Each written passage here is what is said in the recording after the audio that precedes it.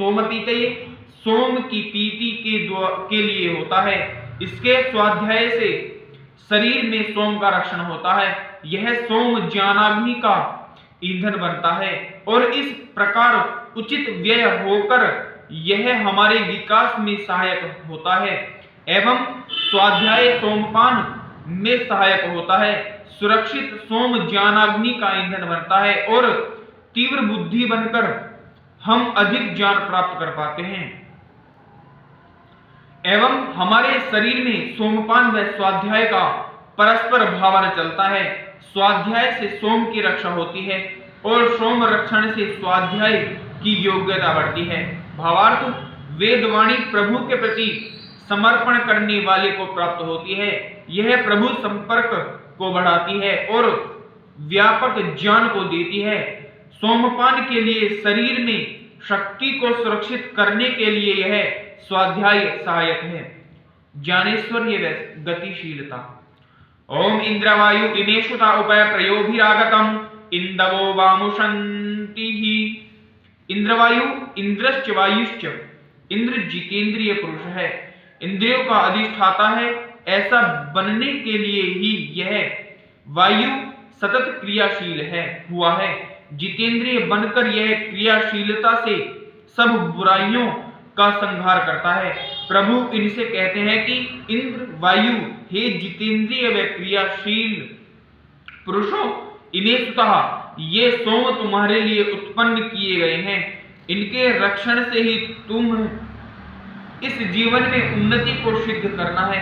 इनका रक्षण करते हुए प्रयोभी पयस, सात्विक भोजन, मनः प्रसाद, त्याग, सात्विक अन्नों के सेवन से, मनः प्रसाद रूप तप के साधन से तथा त्याग की वृत्ति से, उपागतम, आप मेरे समीप आओ।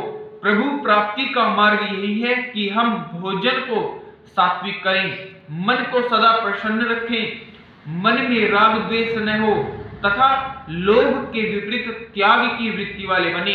प्रभु कहते हैं कि इंद्र सुरक्षित हुए ये सोमकण वाम आप दोनों की इंद्र व वायु की ही निश्चय हो उषंती कामना करते हैं।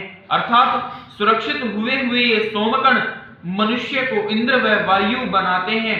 इन्हीं के कारण ज्ञानाग्नि प्रदीप्त होती है, बुद्धि सूक्ष्म बनती है और हम ज्ञान रूप परमेश्वरीय से दीप्त होने वाले इंद्र बनते हैं और इन्हीं की सुरक्षा से हमारे जीवन में रोग नहीं आ पाते और हम क्रियाशील बने रहते हैं। भावार्थ, गत मंत्र के अनुसार हम स्वाध्याय के द्वारा सोम का रक्षण कर पाते हैं। यह सुरक्षित सोम हमें ज्ञान रूप परमेश्वरी की प्राप्ति कराता है तथा सदा गतिशील बनाए रखता है। उषः काल रूप धन प्रातः जागरण। ओम वायुमिन्द्रश्च चेतत सुतानां वाजिनीवशु तावायातमुपद्रवत्।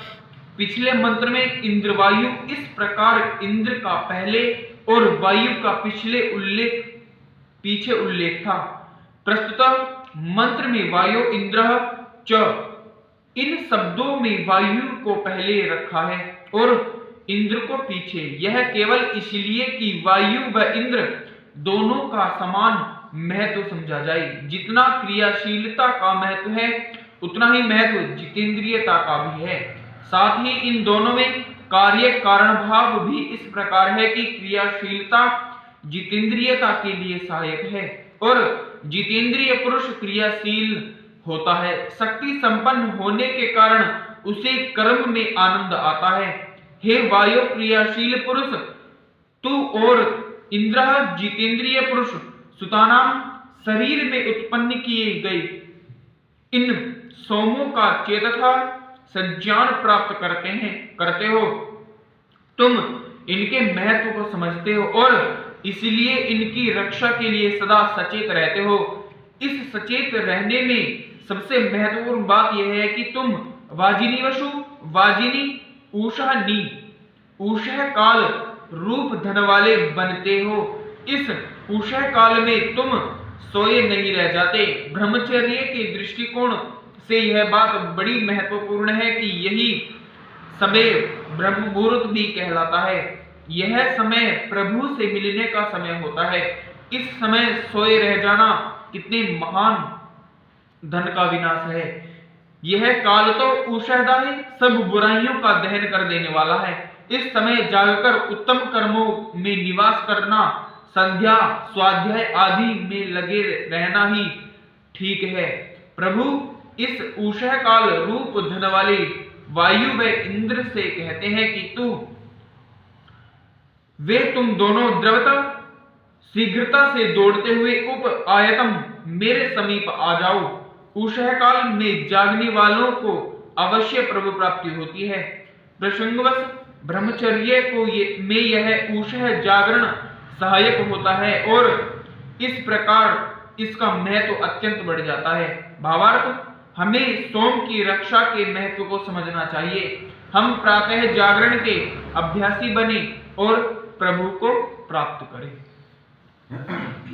शांति पाठ।